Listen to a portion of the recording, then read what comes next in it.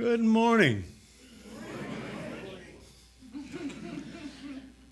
It's so nice to see so many friendly, smiling faces in a beautiful day like this, an almost spring day.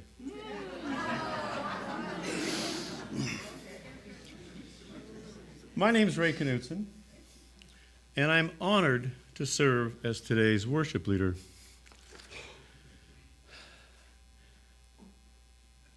One thing that I really love about this church is the sermon.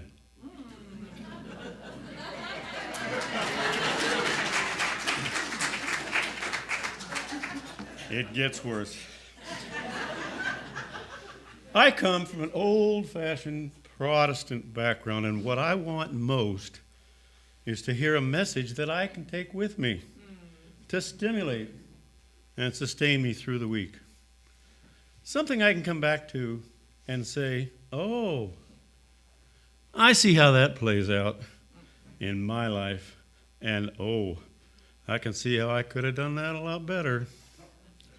Fortunately, we are blessed to have Reverend David to provide this for us week after week.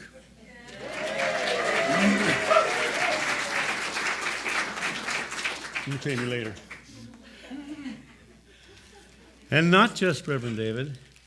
There are at least 4 or 5 community ministers that also come and bail me out. Oh, did I skip that already? No. It's just that the tea light is extinguished. It is not symptomatic of anything. Please continue as though I am. No, that's fine. I have no idea who it was. Sorry, everyone, this is the comedy routine we do every choir.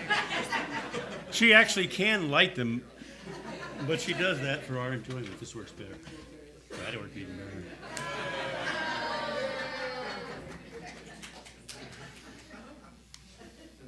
I have many gifts and many challenges. How do I follow that? Sorry.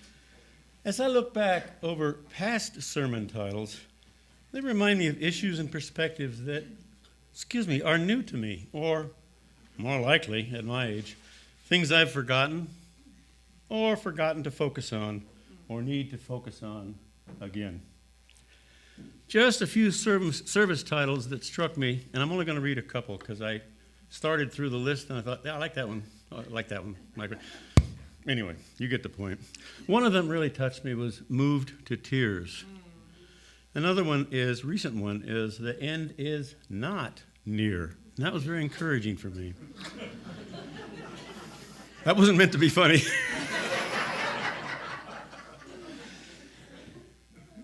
And the one that did kind of pique my interest was Ouch.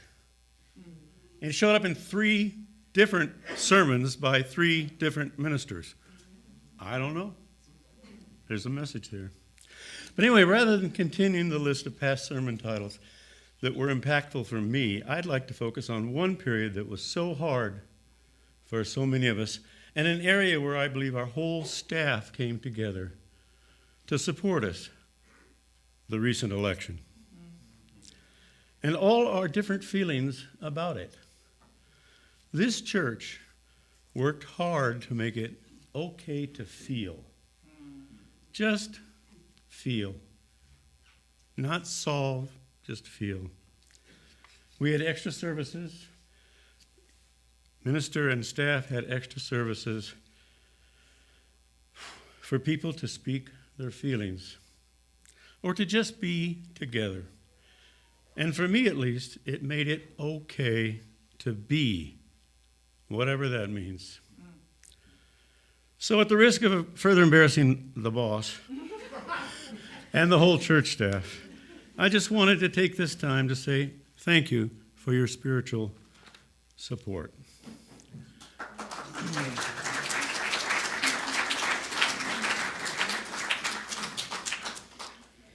And now, I want to extend a very warm welcome to everyone who's visiting us here for the first time and online.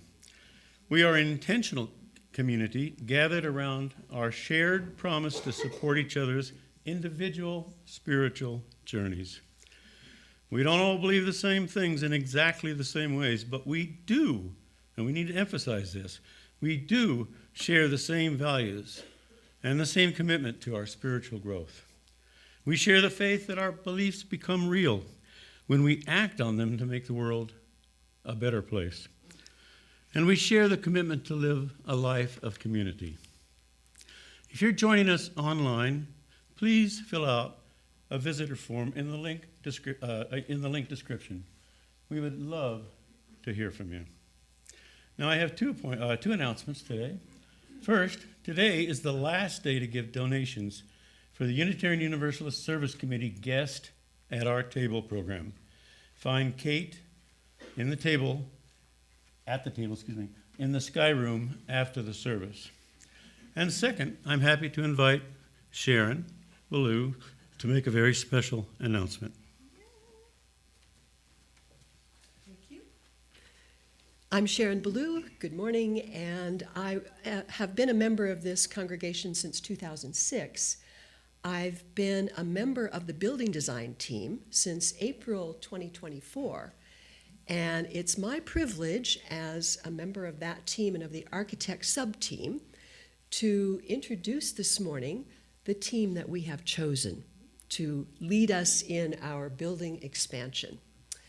First of all, I want to tell you that a little bit about our process. When David told you in December the name of the architecture team and that you'd be meeting them today, he mentioned that we started with a slate of 29 different architecture teams. We did a lot of research.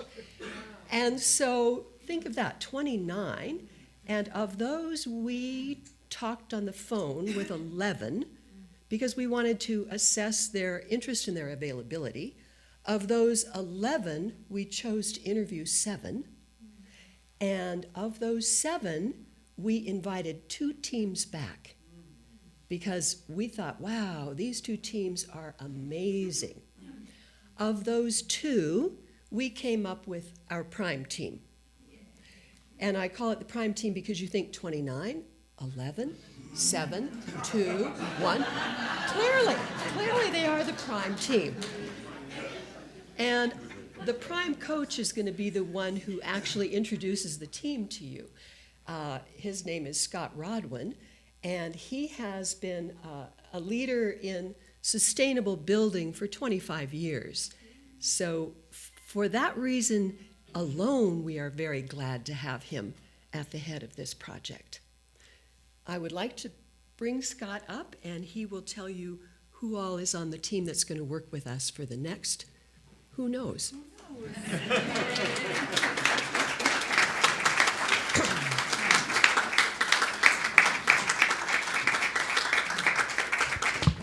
Good morning, everyone. My name's Scott, and to my right is Blake Sullivan, who's going to be your project manager, Fernando Gonzalez, and Kristen Zuro. We have a 30-person team here in Boulder. I've lived here for 33 years and have been practicing architecture for about that long. Started a firm 25 years ago that is focused specifically on sustainable design.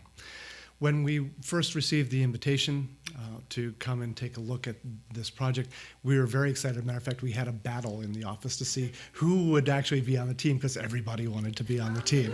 Your project sounds so exciting, and as we've gotten to know folks, and this is your first time perhaps meeting us, but we have had, I think, 10 meetings with the various committees so far. So we actually have had some time to get to meet you and know many of you already. One of the things that really attracted us to it is just the resonance with who you are, what your values are, what you're trying to do. And it's borne out as we've gotten to know each of you and the various committees, how just wonderful it has been to interact with everyone. We've enjoyed our time so far. And that's been one of the things, one of the goals that we hoped to create in this process. Raise your hand if you've ever done a design or construction project. Keep your hand up if you had a really good time doing it. It can be very difficult, very challenging. Oh, we have a few happy campers in the group. So just know it is challenging. If you've raised a kid, it's a little bit like raising a kid. It's that rewarding and that challenging at the same time. We will make mistakes. We will miss our targets here and there. We will run into obstacles all over the place. But our promise to you is that we're going to do it in a way that is hopefully a wonderful process where you can find some joy, some exploration, and actually some self-discovery in the process, because we'll ask questions like, what is a sacred space to you? And instead of us coming in and telling you what a sacred space is, because we don't know, we're going to ask you to help us to figure it out. And that's what the visioning process is going to be. So February 8th and March 8th, we're going to have a couple of 3-hour visioning processes where we really hope that all of you will robustly participate. We'll be sending out homework ahead of time, asking you to bring us inspiration images for those, and to really just stand up and let us know what you hope to see here. What's the best and highest possible outcome? Whether it's stick to the budget, or get it done within the next 2 years, or make something that looks like this, or something that has the facilities that we've been looking for, a kitchen twice as big, things like that. We've been hearing some people have been coming up and saying, by the way, make sure you do this. But just know that a big part of our job is to help navigate this process. That rather than coming in with us saying, well, we're the experts and we're going to tell you what you need, we have a very different way of doing it, which is to craft a good process by which we ask you, what do you need? And what do you want? And then our job is to help synthesize that and then come up with the most intelligent response to what you have asked for. We're going to be asking the kids for ideas.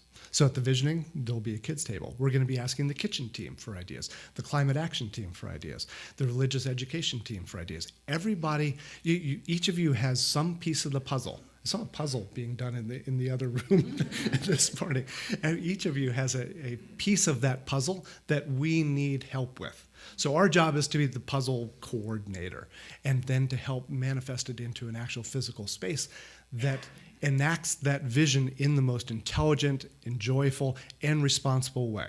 Because we have a deep commitment to stewarding your budget and to making sure that each of you who has something that they want to contribute has the opportunity to contribute it. We want to create a very inclusive process, and that starts with designing a good process. And we've been working with Kathy and a number of folks from Gary and Ed and Bill and folks from the different teams, the capital teams and the building team and the design team, to help figure out how to actually make the best possible process so that each of you can contribute whatever gifts or insights you have, whatever requests you have for making this the church that you want it to be, both the tangible, physical needs, such as we need twice as much space in the kitchen, or more ephemeral things, such as we really want to preserve the history of the stones that are in that wall, or the landscaping that is around the site. So things, or having beautiful light come into the space. So we are really excited to have each of you contribute the things that you think would make this a wonderful project, and then we're going to try our best to make it a wonderful process as we go along the way. 2 other things.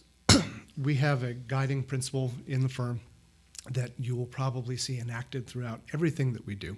It's called BASIC: balance, awareness, simplicity, integrity, and compassion.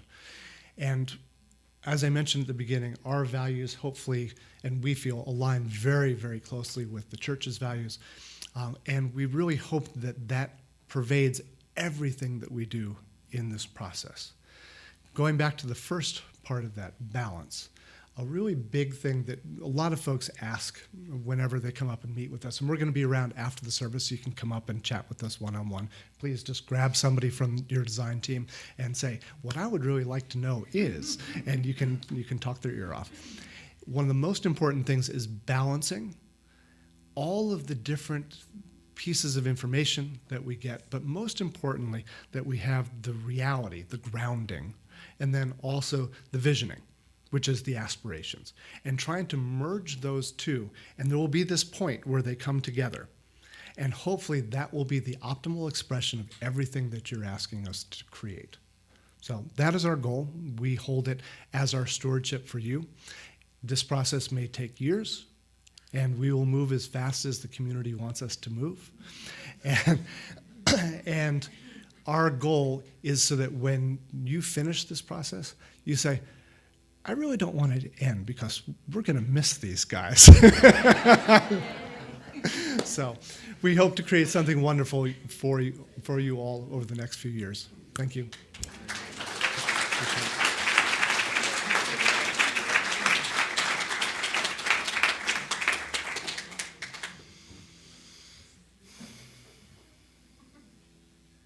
Thank you.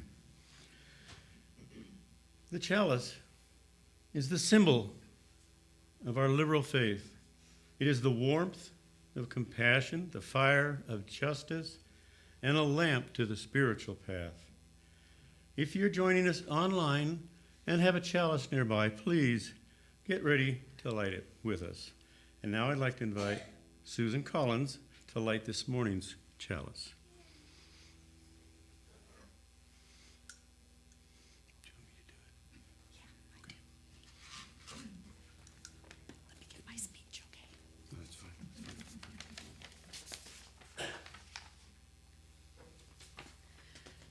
Buenos días, mis amigos.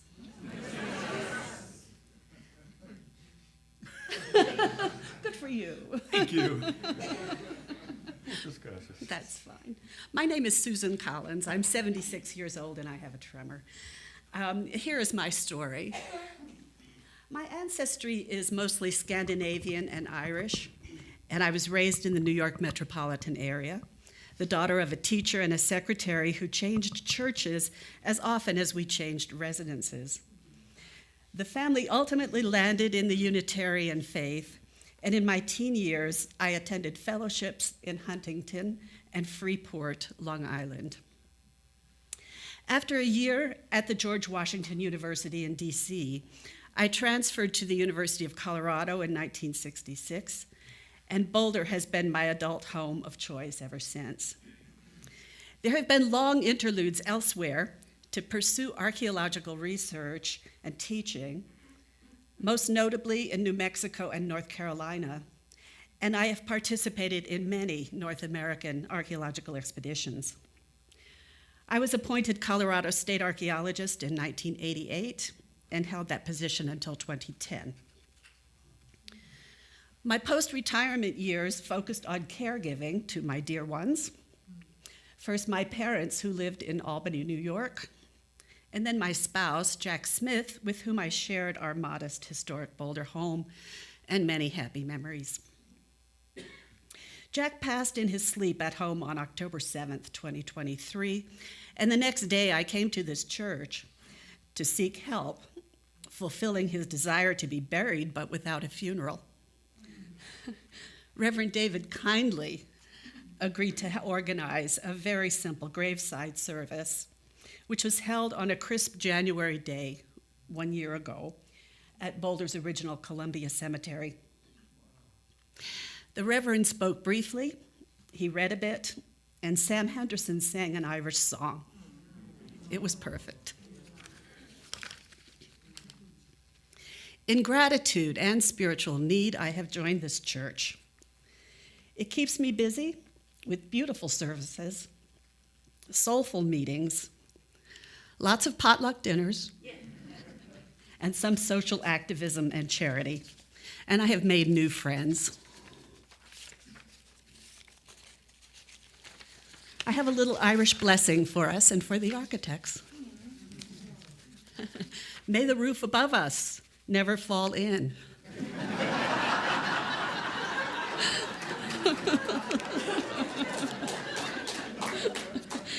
And may the friends below it never fall out. Thank you.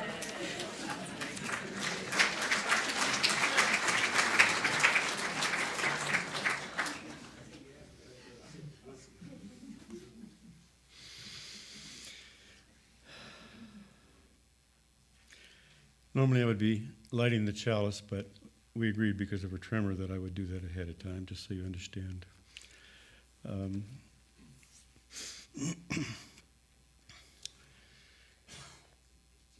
At this point, we're going to do our covenant.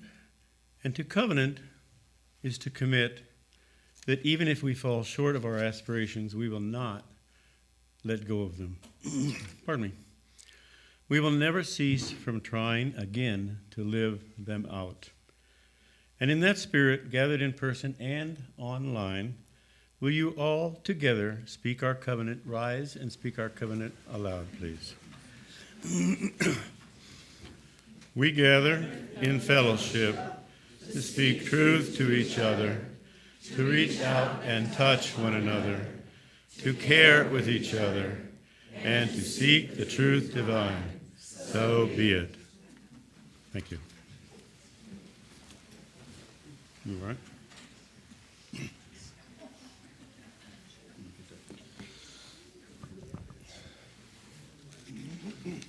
You know, mostly our services run an hour or so. Some of them run a little longer.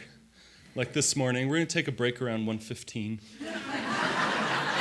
And then come back in for the second half of the service.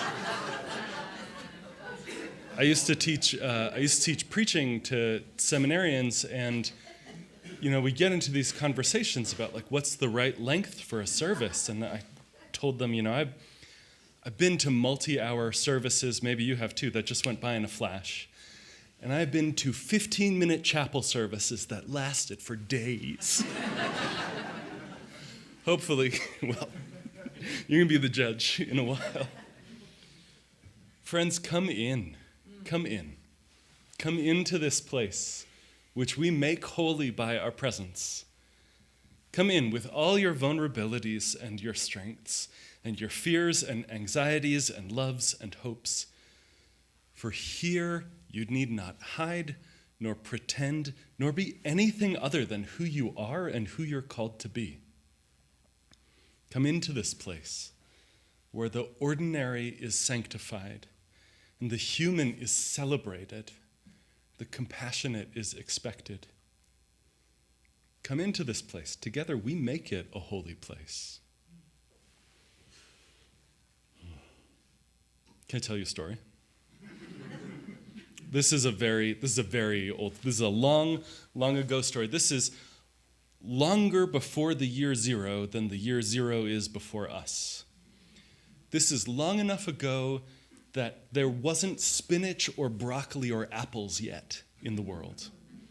This is long enough ago that there was no such thing as coins or scissors or glass, before people rode horses, before the woolly mammoth had gone extinct. It was a small and isolated population, but still, it's a while back. This is the oldest story we know that was ever written down. This was only 1,000 years after writing had even been invented. It starts like this: Sanagba Imru. I don't actually know if I'm pronouncing that correctly because the last person to speak it died 4 millennia ago. But it means Sanagba Imru, the person who saw the abyss. In this story, that person's name is Gilgamesh, and he stands 17 feet tall and 8 feet wide, and was king in Uruk, this great walled city, the biggest city in the world, the biggest city that had ever existed then. He was the most powerful king, but an evil king. Day and night, the story says, he oppressed the weak. He does not let the young woman go to her mother, the girl to the warrior, the bride to the young groom. So the people of Uruk call out to the gods, and especially to the goddess, the great goddess called the Mother, the great lady who hears them and goes into the wilderness and takes a pinch of clay off the ground and shapes it into a man and breathes life into him.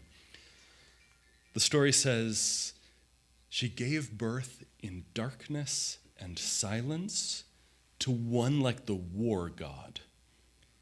Enkidu was his name. Enkidu, who knew neither people nor homeland, who fed with the gazelles on grass. With wild animals, he drank at water holes. With hurrying animals, his heart grew light. And Enkidu comes into the city of Uruk. And as soon as Gilgamesh sees him, they fight. They fight in every part of the city. They fight They wrestle, they struggle together from sunrise all the way through the long hours of the day until sunset, when Gilgamesh finally pins Enkidu down. Gilgamesh shaped his mouth to speak in that moment, not in anger, not in victory, not in violence, but in praise. To praise Enkidu, saying, "Who is like you? You have no match. Let me cease from oppressing my people and let us be friends." Enkidu stood there listening to his words, growing pale, and Enkidu sat down weeping. His eyes filled with tears, his arms went slack, his strength left him, and they seized one another, embracing, taking one another's hand like brothers, and Enkidu spoke words to Gilgamesh, the first words he'd ever spoken. Friend. Friend.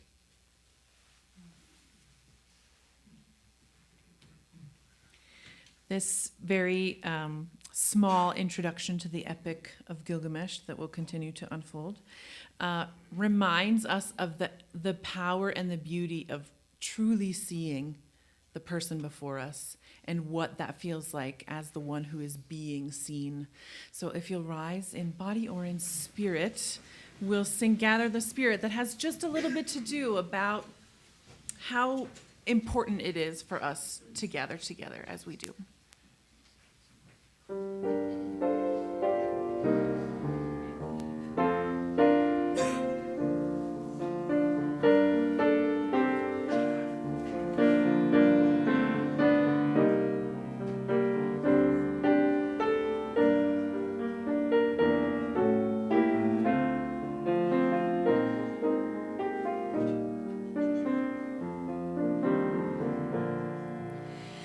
Gather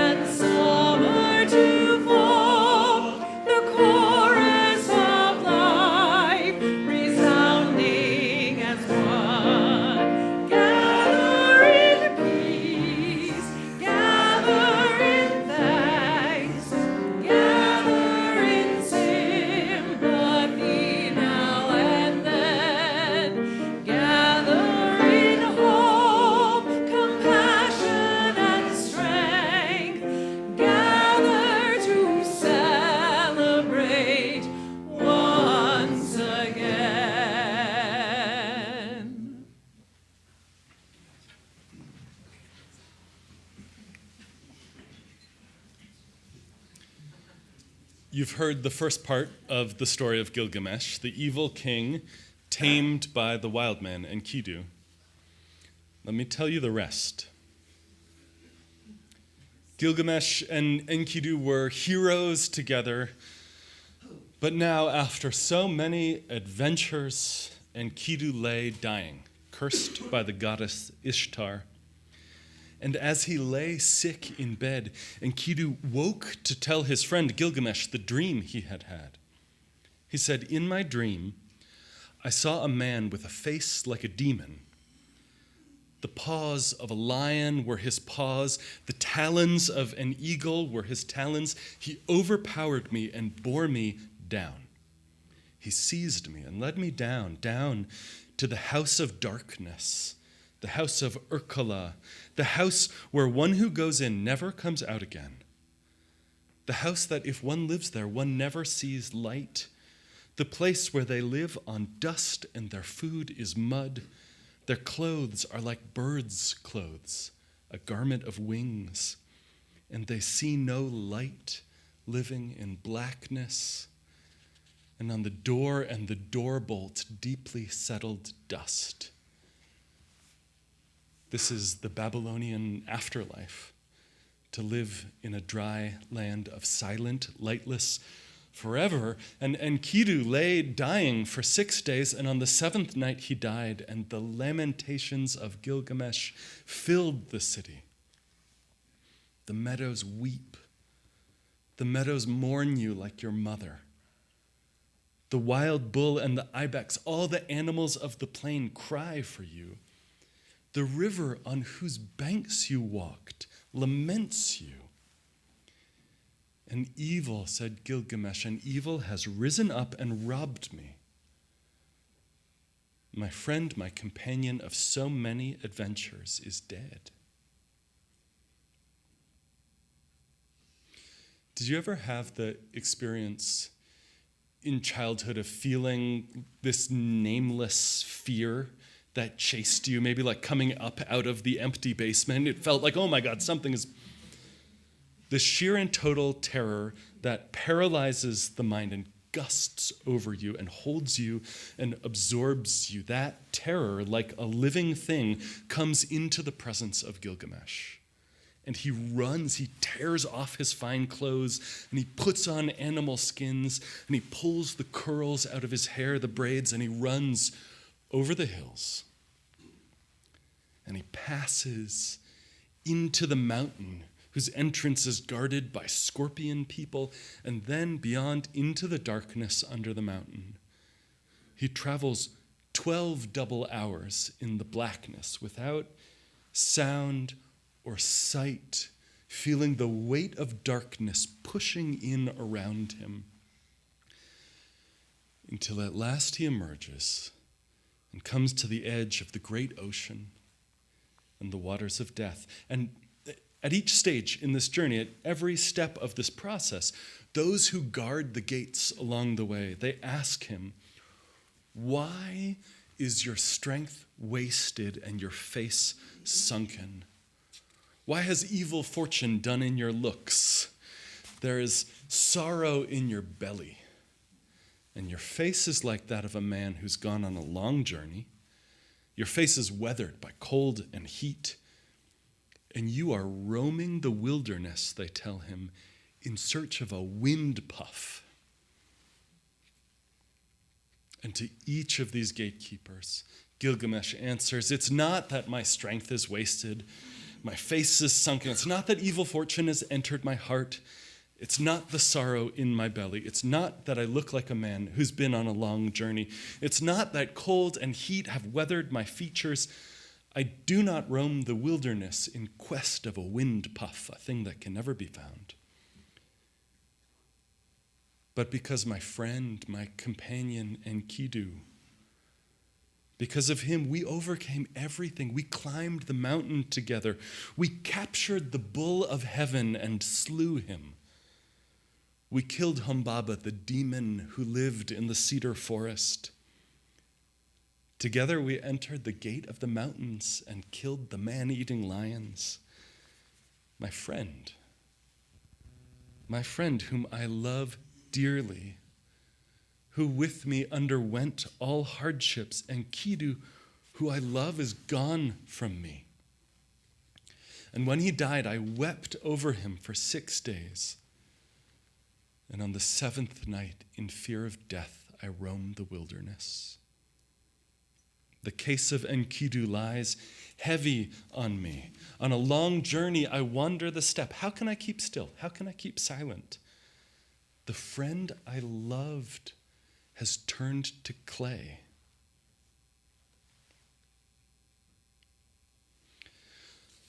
The boatman carries Gilgamesh across the sea into the far country where the source of all rivers is.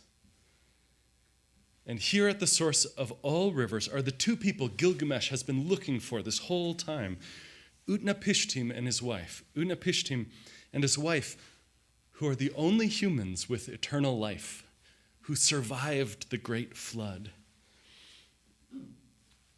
Utnapishtim says, yes, we do have eternal life, and yes, I can give you this gift from the gods if you can stay awake an entire week, which is maybe an honest challenge, and maybe is a cruel trick because it's not possible, or maybe is the work of a wise teacher who knew that Gilgamesh had to experience the impossible task and fail.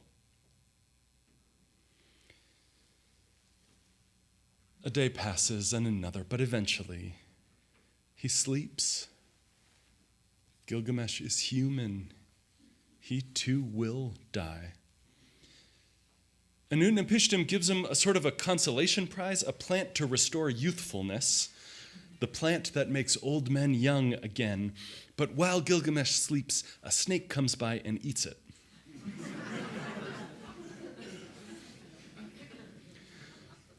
So he returns. The boatman who'd brought him across the sea takes him to a washing place, and he cleans his filthy body. He casts off the skin and carries them to the sea. He braids his hair again and puts on clean robes and returns to his city and walks the rest of the way down his road.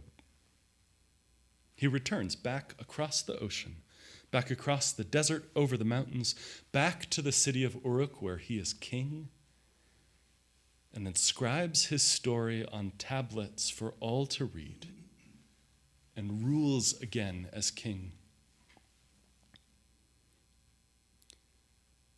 Do we build a house forever? The story asks in the end. Do we build a house forever? Do we seal a contract for all time? Does hostility last forever between enemies? Does the river rise forever higher? From the beginning, there is no permanence. The man as he was in the beginning and the hero, are they not the same? The assembly of the great gods sets the end of things. They settle life and death. And as for death, its time is hidden. The time of life is shown plain.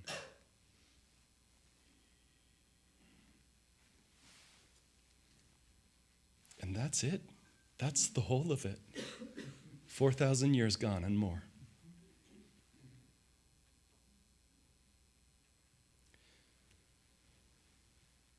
Ritual, friends, ritual. Ritual is the outward expression of an inward movement that unfolds over years and miles and journeys and distances. And in moving our bodies, in placing stones to symbolize our joys and our sorrows, we're gardeners of our souls, gardeners of our hearts. We are tending and training. We're teaching ourselves. We're practicing. That's why it's spiritual practice. You keep on doing it. You keep on practicing. How to recognize that hope and suffering are woven into daily living all the time, all of them together. For those meeting in person, in a few moments, I'll invite you to come forward, starting with the back of the room and then the sides, then the front. And silently to take a stone and feel your body warm it.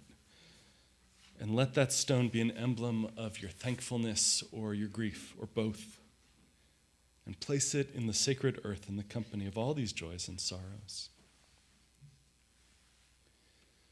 We place stones today, especially for Janet and Brett Wilson. Janet's sister, Susan, has a brain tumor and needs surgery. We hold them in love. And for Amy Self and the whole family, Amy lost her sister on New Year's Eve after a year of declining from an illness.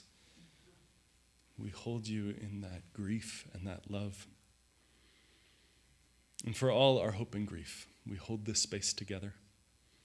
Please come forward as you feel moved.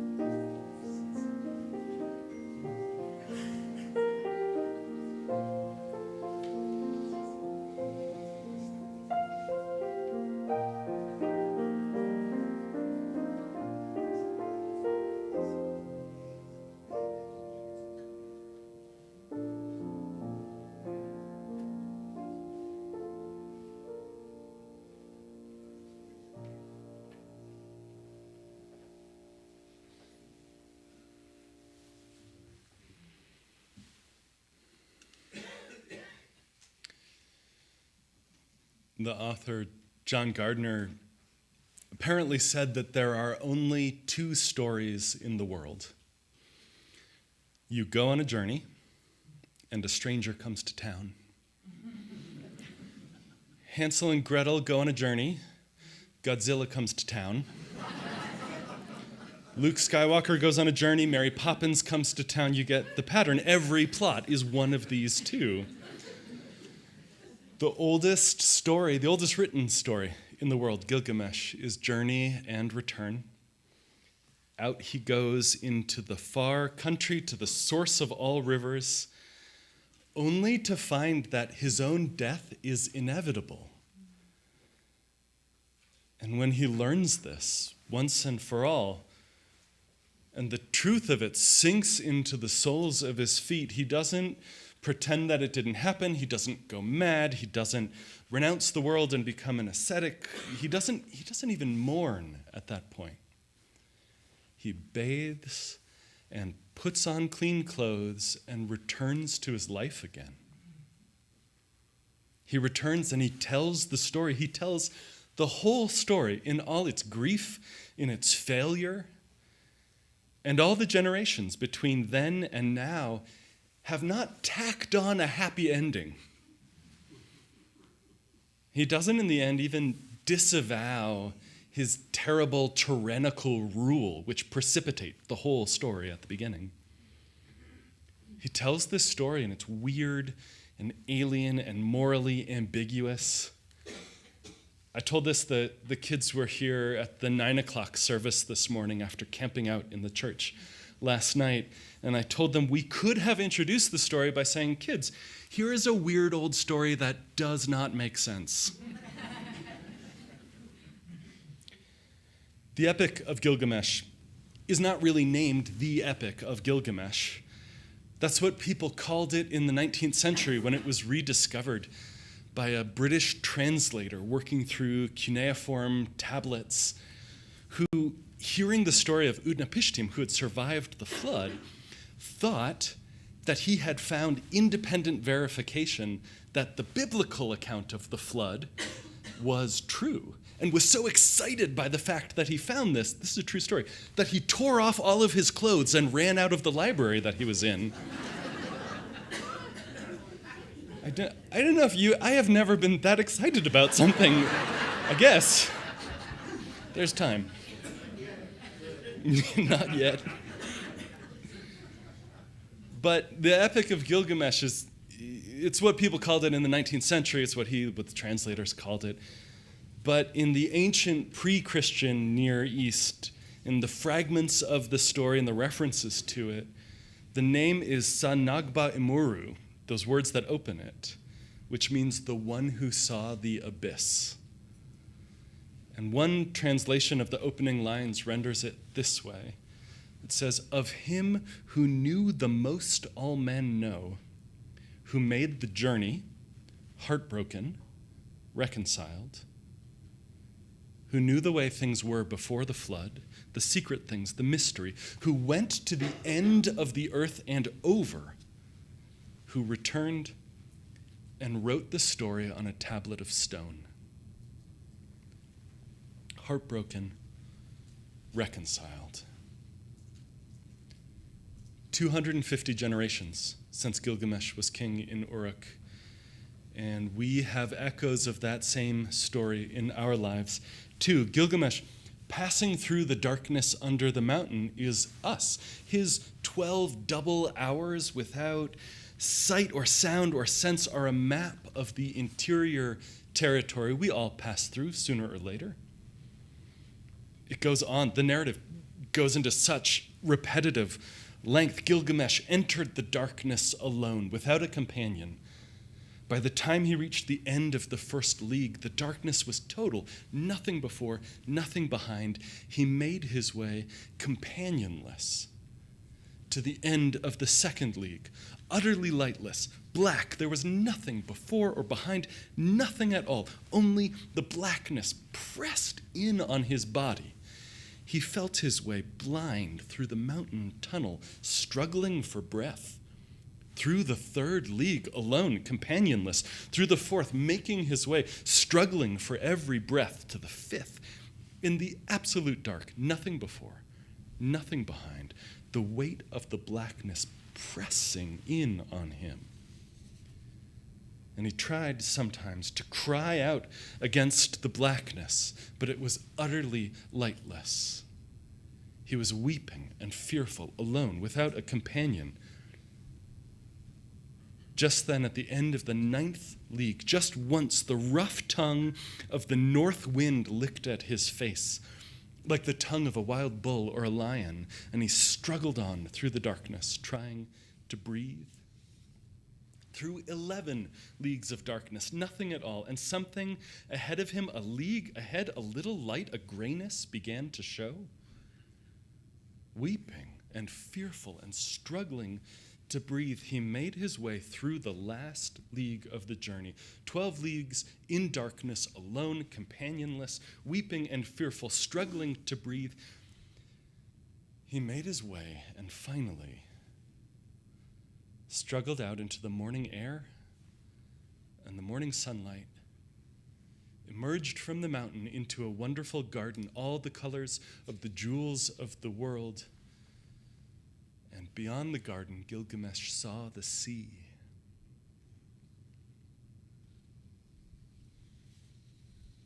This is a map, not of a place that can be found in the world, but of each of our internal worlds. A story about a road you will travel or have traveled, or are traveling right now, trying to breathe in the darkness with nothing before and nothing behind, trying to cry out against the pressure of the weight of that blackness pressing in on you mile after mile until at last a little bit of grayness, weeping and fearful, struggling to breathe, you finally make it out into the morning air, the morning sunlight, the garden of the world again.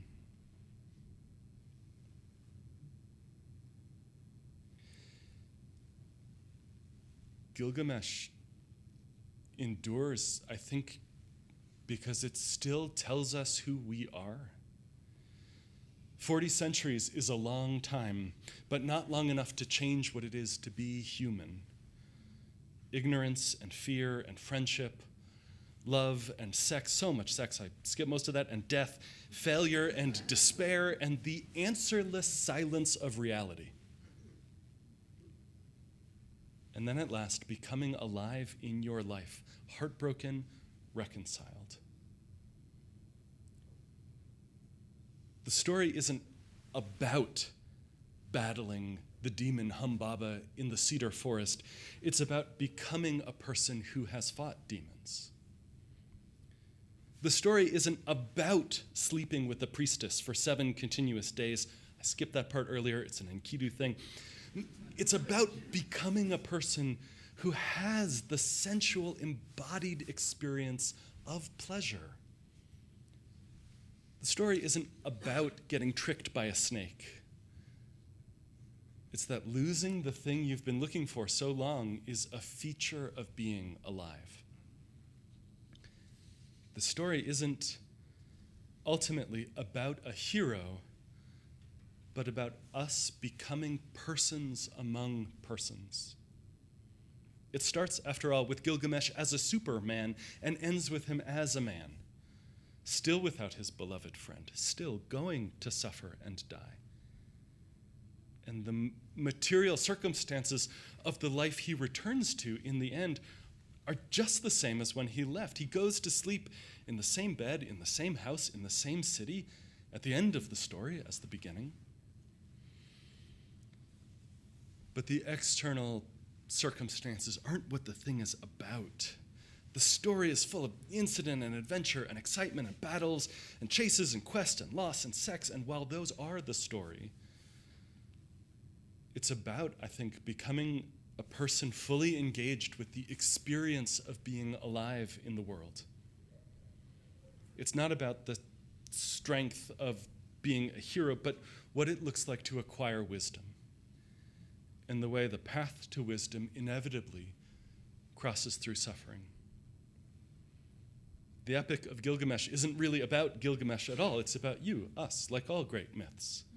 Something true, even if it never happened. A map of the emotional and spiritual journey of living. We think that the point, says the Buddhist monk Pema Chodron, we think that the point of living is to pass the test or overcome the problem. But the truth is, she says, things don't really get solved. They come together and they fall apart again. Then they come together again and fall apart. It's just like that.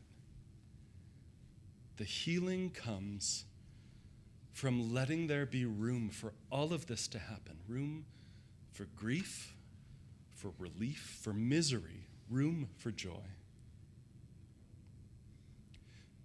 With Enkidu's death, Gilgamesh, overwhelmed by being human, tries not to be human anymore, tries to become immortal, tries to be a god. He tries to run, that is, from the reality of life. To run away, it's too painful. And only by running as far as a mythic hero can possibly do, can he discover there isn't somewhere else to run to.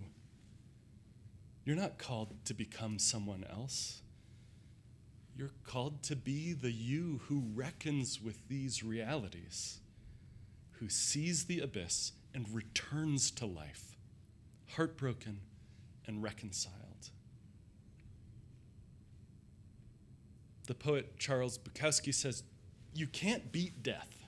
You can't beat death. But you can beat death in life sometimes.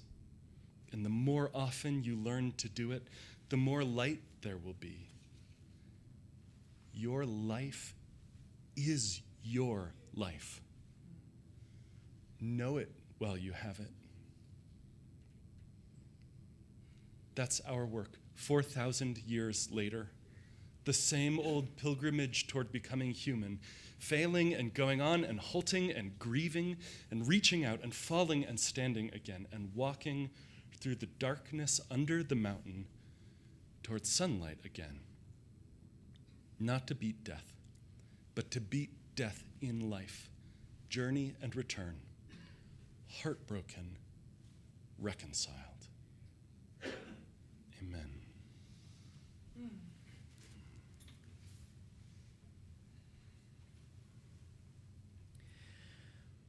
One of the things that we co-create is this space where we tell the truth about life, where you can show up weeping in the darkness, struggling to breathe, or bursting with joy. Can't wait to share with somebody something so extraordinary. This is one of my absolute favorite hymns, and I promise I will imprint it upon you over time, because it calls us to be present, to cheat death in life, just like Bukowski says, to say yes to life as long as you have the capacity to do so. So will you rise in body or in spirit? I've asked Austin to play this the whole way through, just in case you don't know the tune yet, but I have great confidence that we're going to do this really well.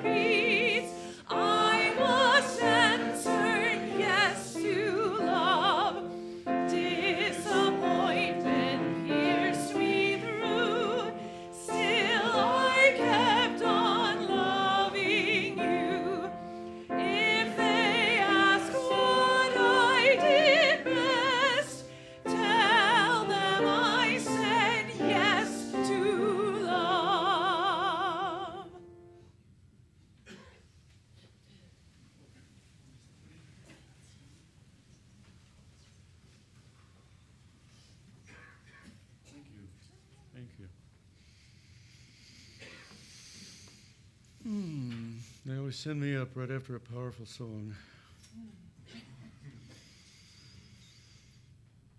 This month, our offering goes to SPAN, the Safe House Progressive Alliance for Nonviolence. Now, I can't help commenting that, including next week's offering, this church will be sharing our plate with SPAN for the entire month of January. This is something I feel we can all be proud of. I invite you now to pass the baskets. And we're going to show a short video, thanks to Gratis for Mary Devine, who, as I think 2 weeks ago, did this role and explained that she's been involved with SPAN for many years. Assuming that it's there. Excuse me. We'll get it Abusers started. can harm or threaten to harm animals in the home as a way to punish, coerce, threaten the survivor. And as hard as that is for us to imagine, it happens too frequently. SPAN is often the last resort for survivors. When they're isolated, alone, and vulnerable, they need to be in a safe place, and they need to be together. Pets aren't just pets. They're part of our family, and leaving them behind is just not an option. We need your help to renovate our shelter so that survivors can be together. The SPAN shelter has been friendly to service animals and emotional support animals forever. And we've had this more than 2-decade partnership with the Humane Society of Boulder Valley. So when survivors come into the shelter, their pets can be safe sheltered at the Humane Society. I think what the Humane Society of Boulder Valley and SPAN have in common is that we believe everybody should have a safe home. That includes animals, which is why this program is so important. Having animals around can be stress reducing for everyone, for shelter residents and for our shelter staff. And being able to heal together as a whole family is critical. So when you're in crisis and you are separated from your pet, that's like leaving a kid behind. I don't know that we could do this without them by our side, because they can help with some of those issues around people who are afraid of animals, how to create some separation within the facility so there are spaces that are kind of animal free. So by providing a space for these animals, it gives the women an opportunity to make a better choice with one less barrier to worry about. Oftentimes survivors won't leave if they're concerned about the safety of their pet. And unfortunately, you know, people who abuse people also abuse animals, and pets in homes where there is domestic violence are at high risk for abuse. The barriers that survivors experience impact the entire family, and our job is to provide safe refuge for everyone, and everyone in the family deserves a safe home. Thank you for supporting survivors with your generous donations.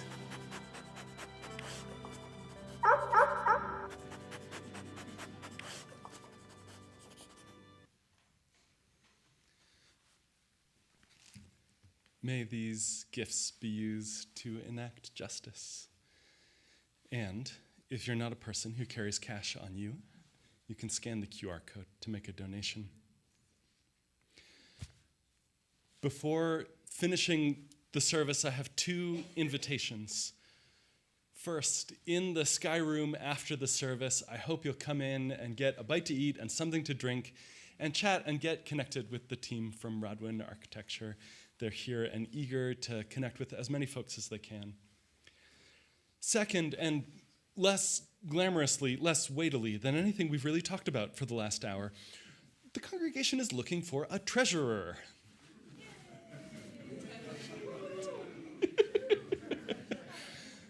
For those of you online, there's a bunch of half-hearted like, But what that really means is if you are a person with proficiency in spreadsheets, if you have a financial background, that's great. But even more than that, we can train you on so much of the specifics of it. But to get into the books and understand how that works is a real need right now. You can chat with me or with Scott at the welcome table. Okay, enough business. Let me send you out with Bukowski's words again. You can't beat death. You can't beat death, but you can beat death in life sometimes. And the more often you learn how to do it, the more light there will be. Your life is your life. Know it while you have it. Amen. Rise in body or in spirit. Let's close in song.